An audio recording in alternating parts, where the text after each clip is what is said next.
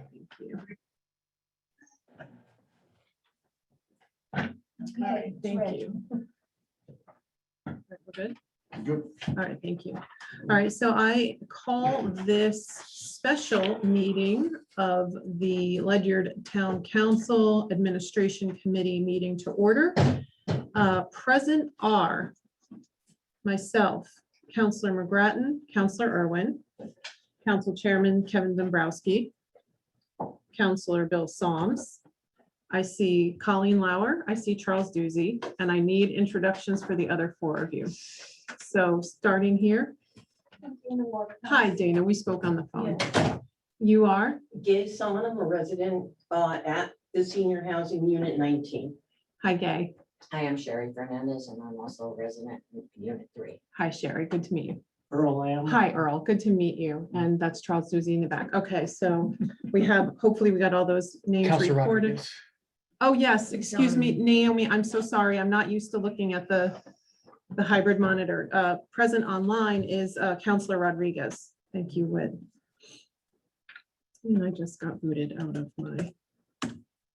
Okay.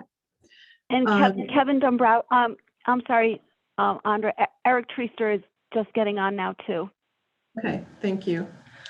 So next on the agenda is citizen comments. So on the full agenda, we have lots of big things to discuss tonight, and we have a limited amount of time because the town council is meeting at 7. So I'm going to attempt to run kind of a tight ship tonight. If you would like to comment on any of the agenda items, which are the discussion regarding the King's Corner Manor tenant issue, the legalization of cannabis issue, the revenue from the beverage containers, or the appointment of Earl Lamb. If you would like to comment on any of those issues, now is your chance. I'm going to limit you to 3 minutes.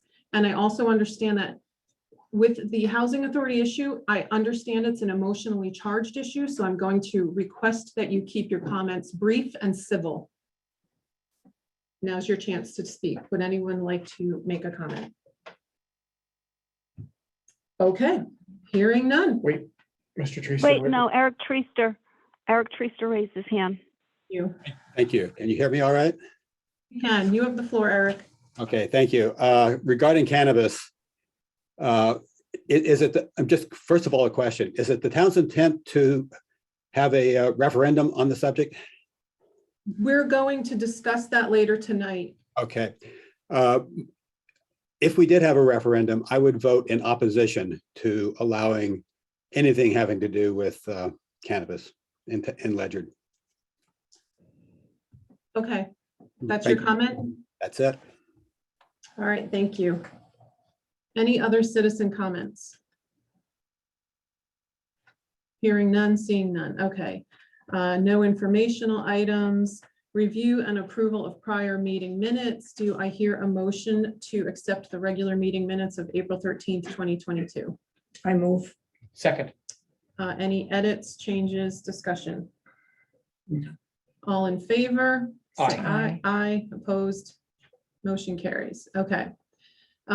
Business of the meeting. Item 1 on the agenda is the discussion regarding the King's Corner Manor tenant concerning the Housing Authority Board. I have prepared a statement about this that I'm going to read, and then I will ask for councilor comments.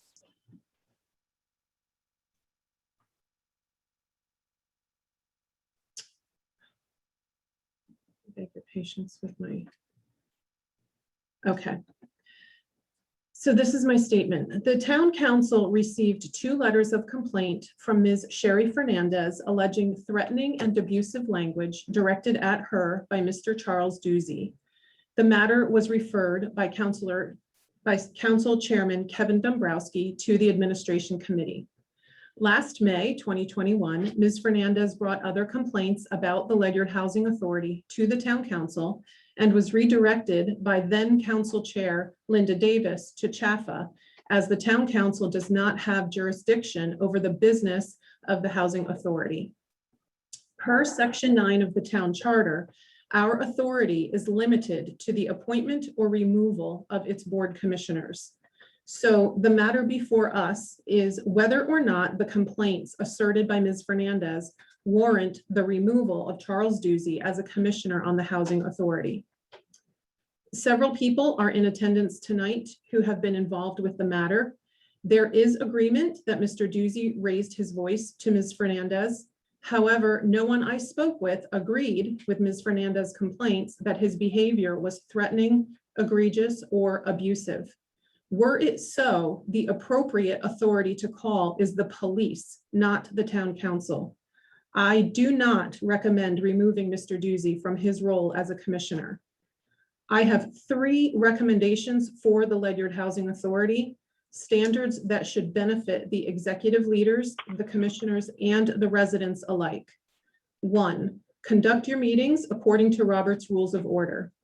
2, record your meetings.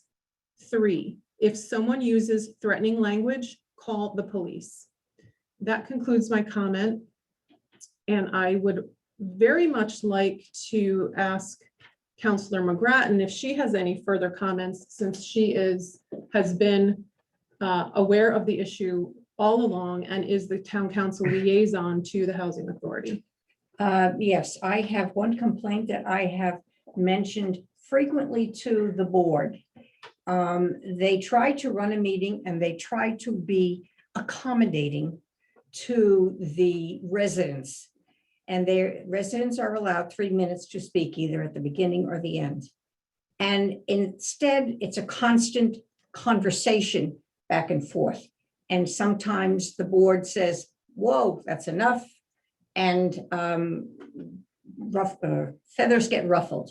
But I have never experienced any abuse or threatening language towards any of the residents at the in the housing, at the facility. Thank you. Councillor Irwin. I was not on the council last year when these were originally brought up. I don't know Mr. Charles Doozy. I don't know any of the residents in the housing area. So if we have the authority to hire and fire people, have we done a sufficient investigation into this?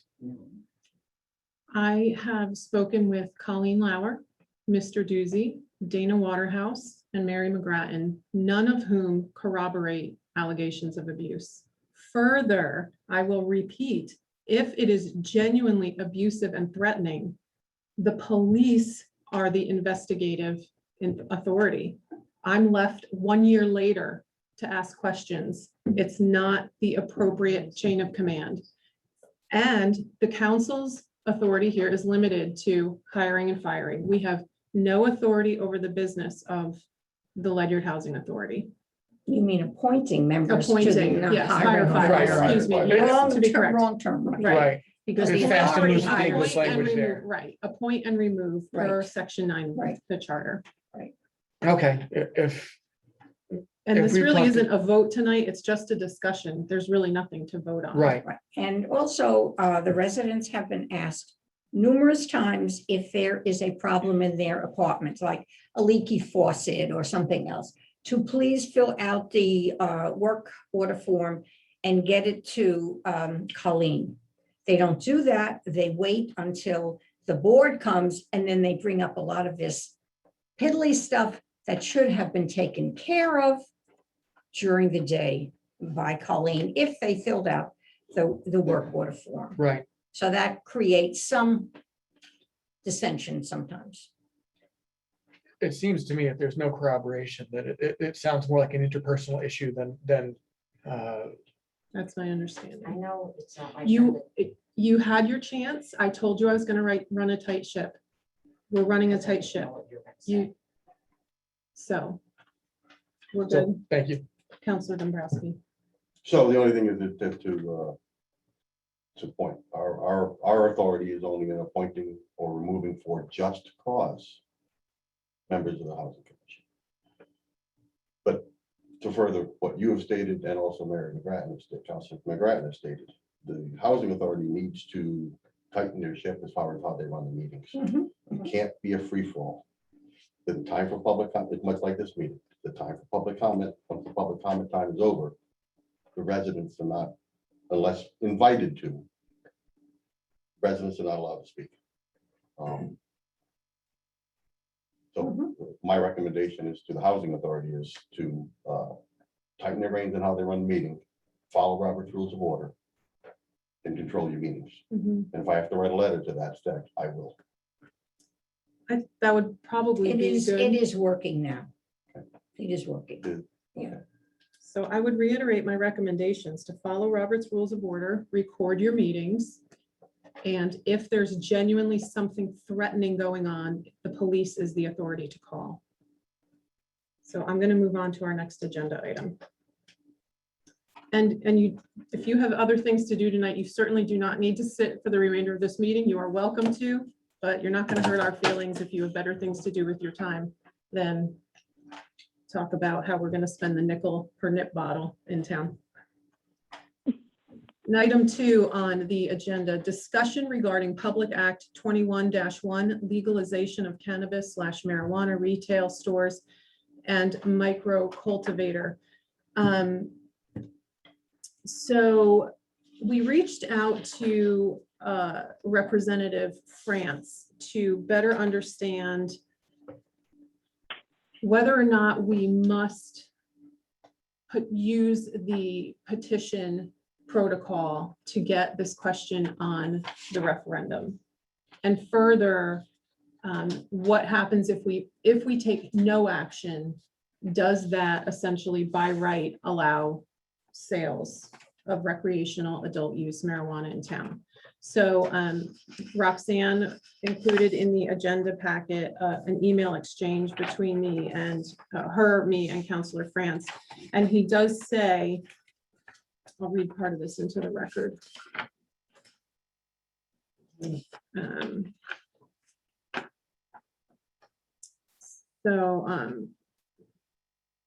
He says, Andrea, here's the question I sent in relation to your follow-up question.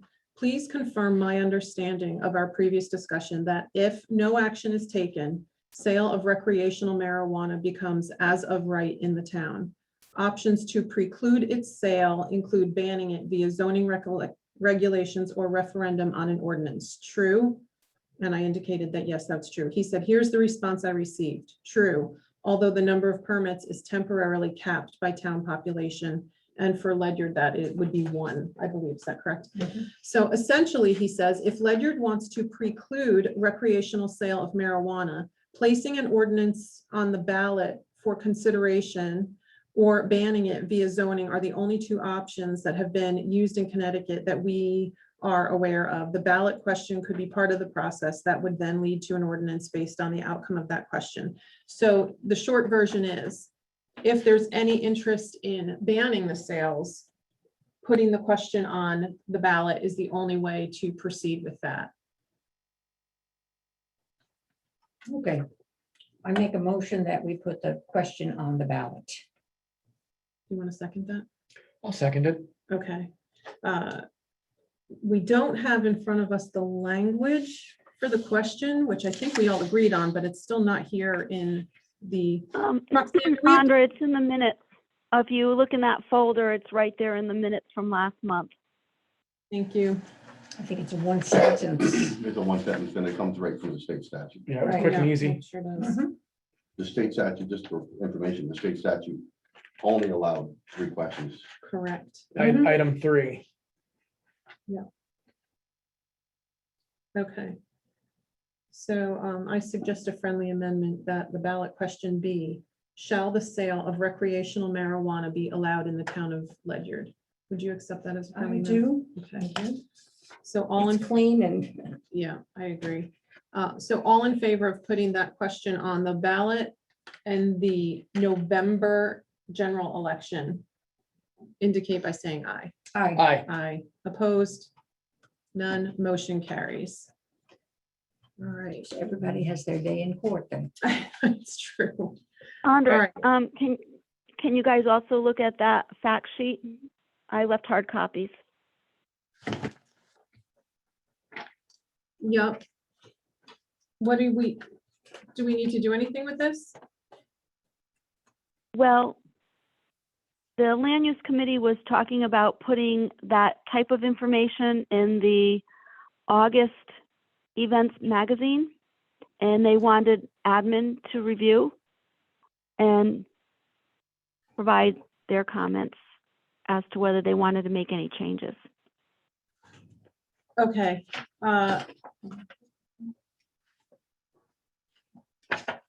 I would like to hold this until our next admin meeting, which is only 2 weeks away. Will that work for you? Okay, we're gonna, I don't have that. There's 3 of them on the table. yeah, there are. Oh, I took 2. Okay. Okay.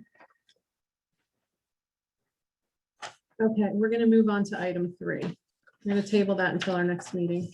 Okay. So I make a motion to adopt a proposed resolution regarding revenues received from beverage containers as contained in the draft dated May 9th, 2022. Do I hear a second? Second. Okay. Okay, this resolution comes out of the Public Act. If the wording is right out of the Public Act, and it delineates what we can spend the money collected from the sale of nip bottles on. Mhm. Any questions, comments? Now, in talking to Roxanne, I said this should be something that Steve Maslin, and she said, this is just an all encompassing. This is not saying this is how we're going to spend the money.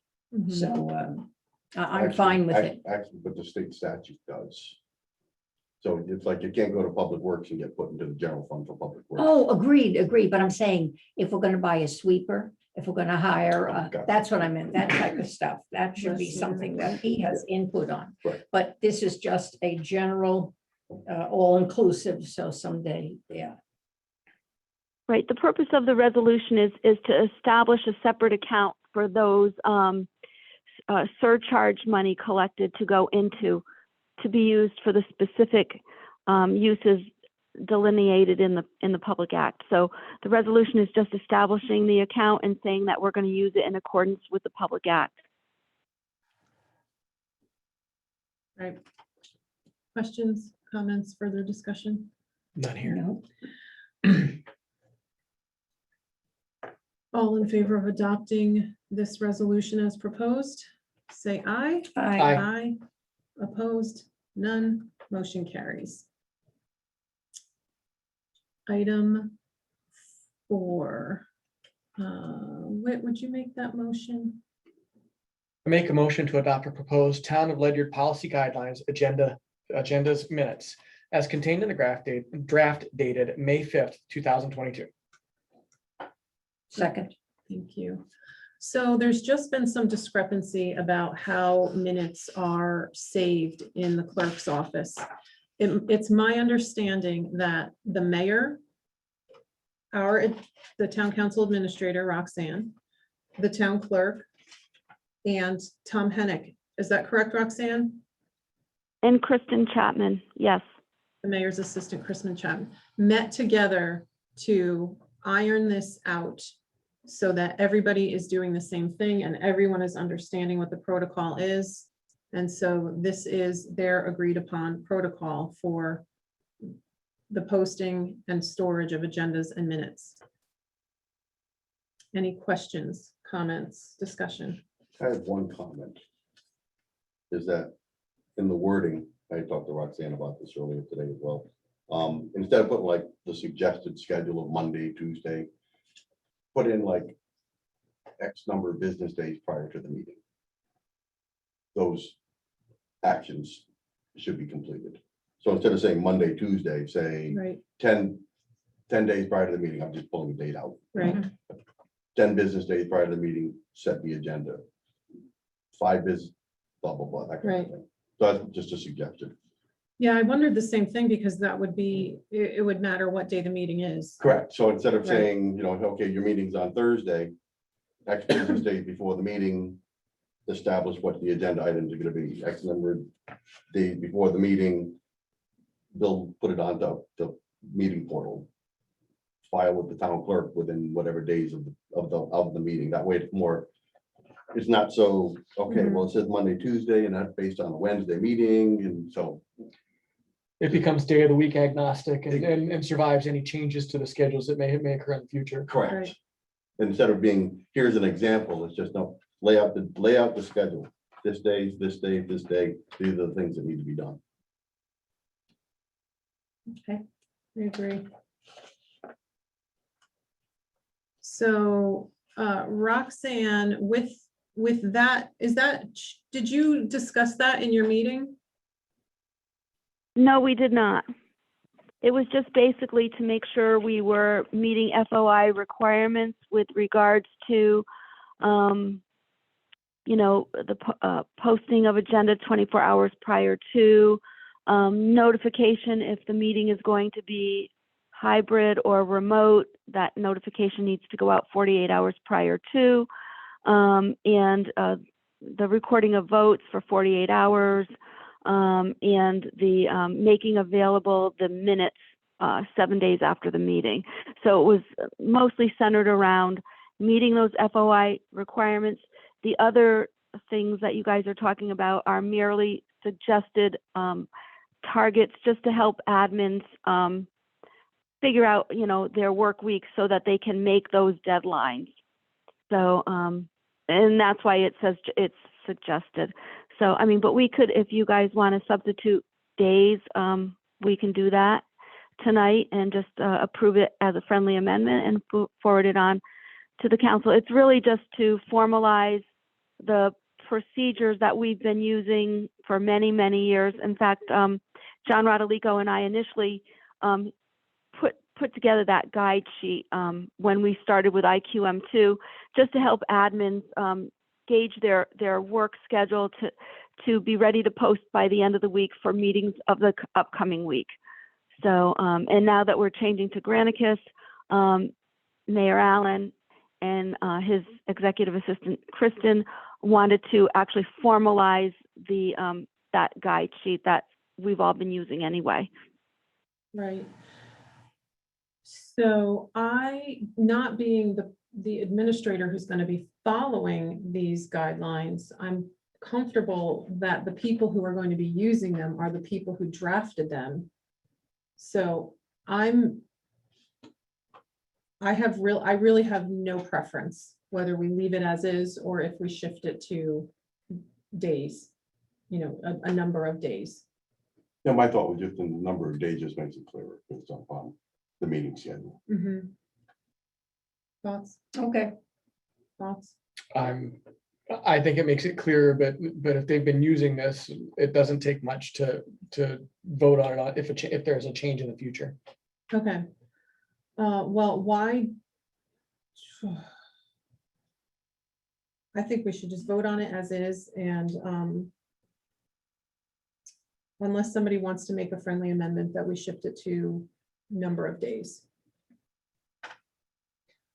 I'll make the friendly amendment that we change it to number of days prior to meetings. okay. Is that good? Actually, Yes. can he? You made the motion. made the Can he, motion, yeah. can he make the friendly amendment? Okay. All right.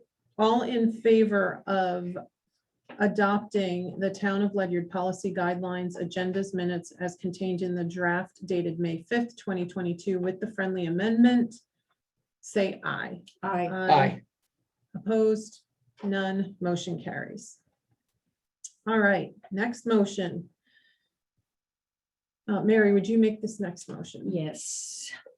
I make a motion that we recommend the town council appoint Earl Lamb, a Democrat, 95 Lambtown Road, as an alternate member of the Historic District Commission to complete a 5-year term ending December the 6th, 2024, filling a vacancy left by Ms. Dyson. Second. Okay, thank you. Okay.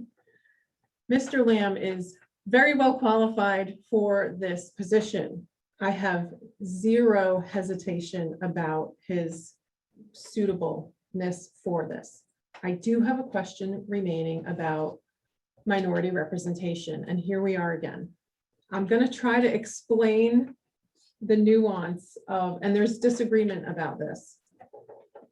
A few months back, we asked the lawyer about this issue.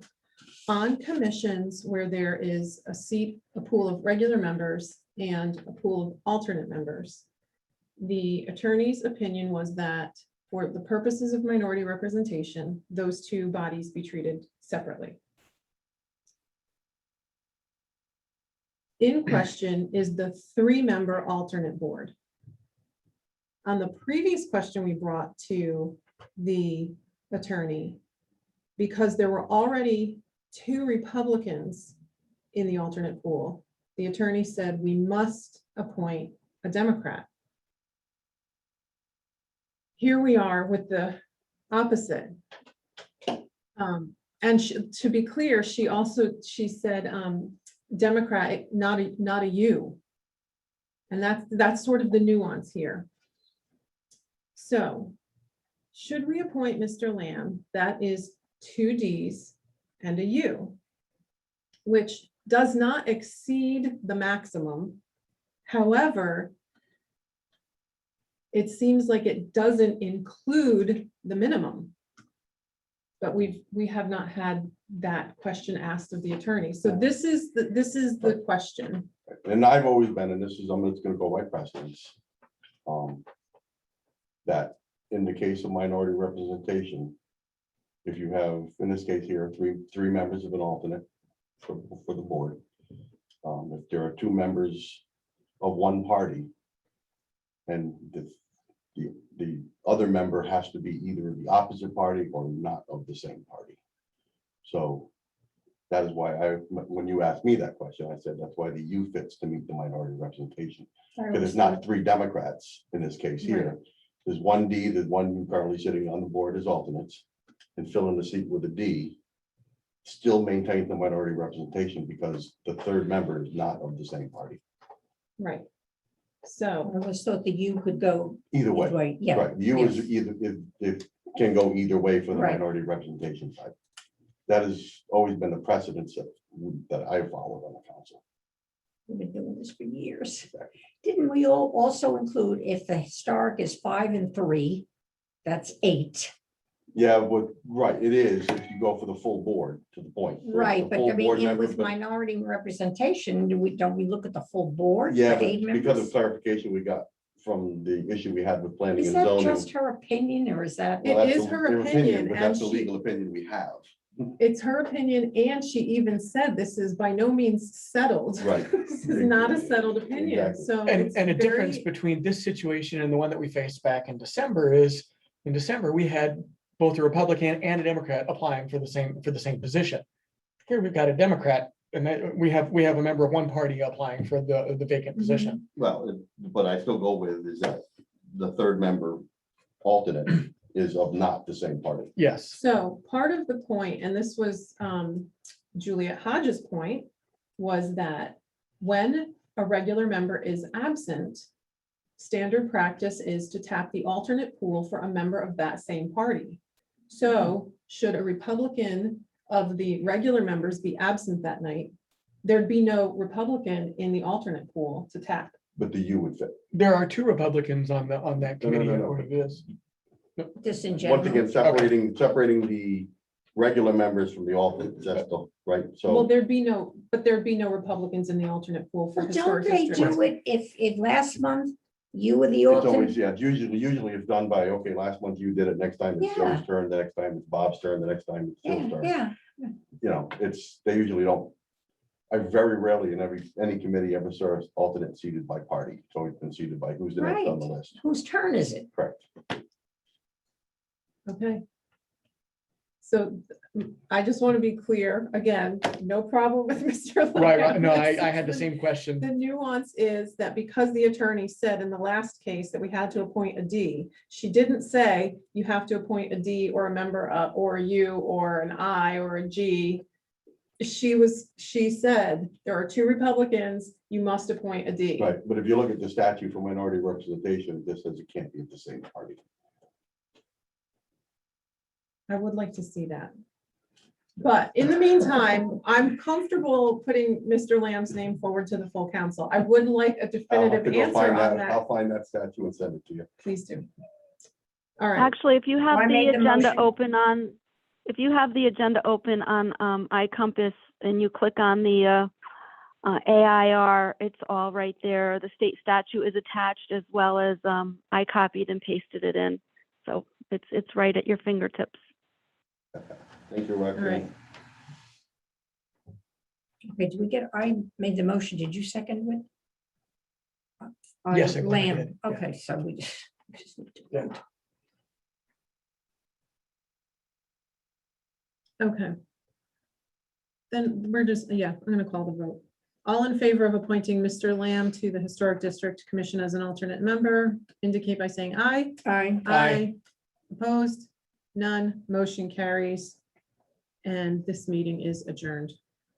Look at that, 6:31. Brilliant. I thought we were gonna go right to 6:55. It's because nobody spoke. Nobody spoke. Ah.